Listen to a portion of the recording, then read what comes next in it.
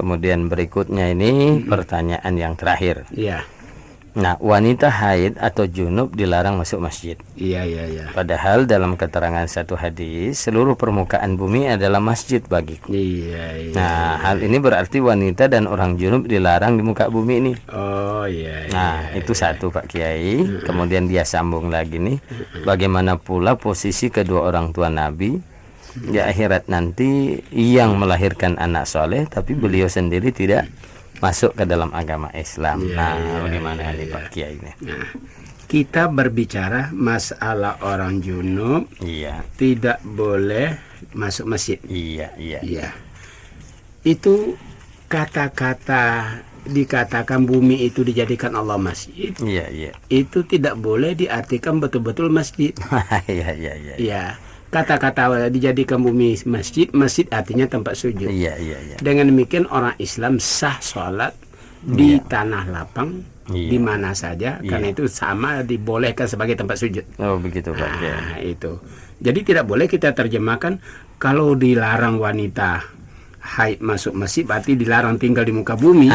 Oh tidak begitu. Kira-kira mau tinggal di mana dia? Di awang-awang barangkali. Nah, hadis yang menjelaskan la uhillul masjida li haidin wala junubin. Tidak halal masuk masjid wanita haid dan juga tidak orang yang junub. Nah, itu hadis. Jadi masjid di sini ialah bangunan. Bukan tanah lapang. Oh begitu Pak Kiai. Tanah lapang dikatakan dijadikan Allah bumi sebagai masjid, artinya boleh sujud, arti kata boleh sholat di situ. Tapi bukan suatu masjid yang bersifat bangunan. Yang dimaksudkan hadis tidak halal wanita haid masuk masjid, itu masjid yang bersifat bangunan. Oh begitu Pak Nah, Kiai. itu yang dimaksudkan. Tapi hadis ini memang dipertentangkan para ulama. Ada yang mengatakan hadis itu masuk golongan hadis hasan. Tapi ada golongan ulama yang menganggap hadis itu tidak sahih.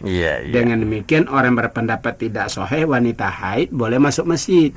Dengan catatan asal jangan meninggalkan kotoran dalam masjid. Nah, tapi bagi orang yang menganggap hadis itu hadis hasan, kotor tidak atau kotor, tidak boleh wanita haid masuk ke dalam masjid.